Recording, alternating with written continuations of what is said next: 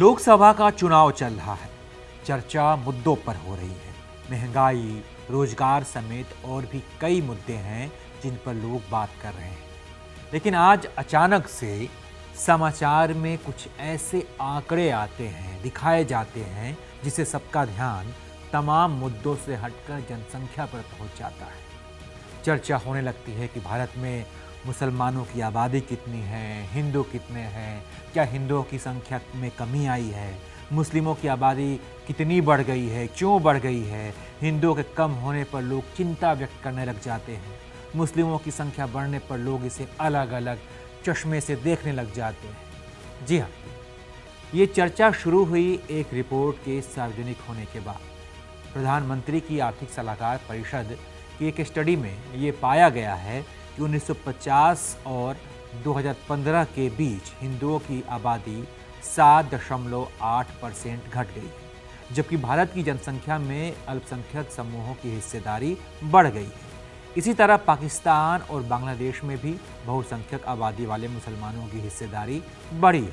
भारत में हिंदू आबादी कम हो गई है, जबकि मुस्लिम, ईसाई, बौद्ध और सिखों समेत अल्पसंख्यकों की हिस्सेदारी बढ़ गई है। 1950 और 2015 के बीच भारत में मुस्लिम आबादी में 43.15% की बढ़ोतरी हुई। ईसाइयों में 5.38% की बढ़ोतरी हुई है, सिखों में 6.58 और बौद्धों में मामूली बढ़ोतरी देखी गई। 1950 में भारत की जनसंख्या में हिंदुओं की हिस्सेदारी 84% थी।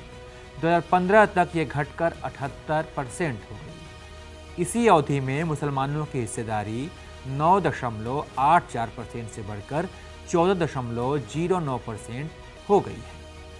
तो ये है इस रिपोर्ट की मुख्य बातें, जिसके बाद से अब ये रिपोर्ट चुनावी मुद्दा बन गया है।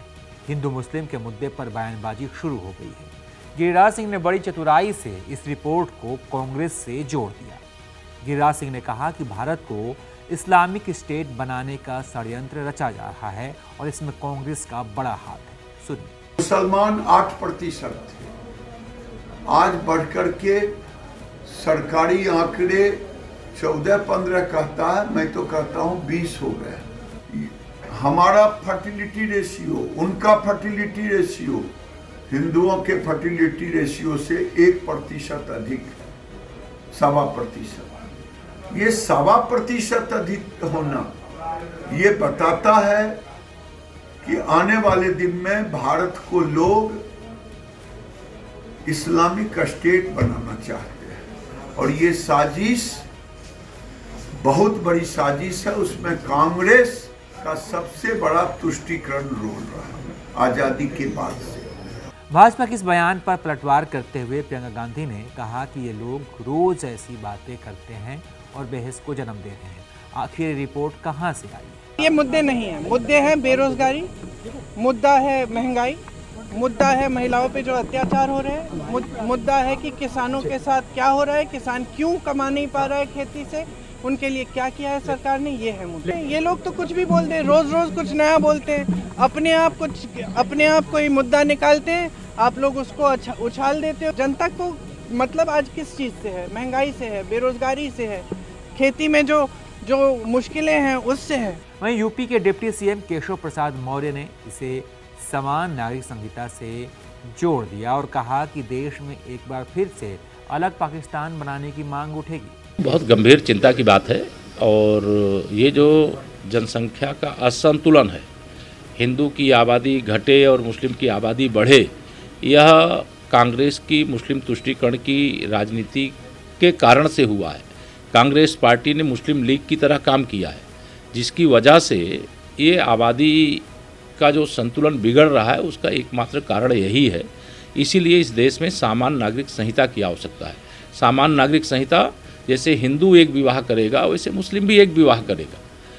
ये नहीं कि हम 5 हमारे 25 के फार्मूले से आबादी का संतुलन बिगड़े, फिर देश के अंदर एक और पाकिस्तान की मांग पैदा हो। इस प्रकार की चीज़ों को रोकने के लिए समान नागरिक संहिता इस देश में जरूरी है। वहीं तेजस्वी यादव ने कहा कि देश की जनता को केवल भ्रम में डाला जा रहा है।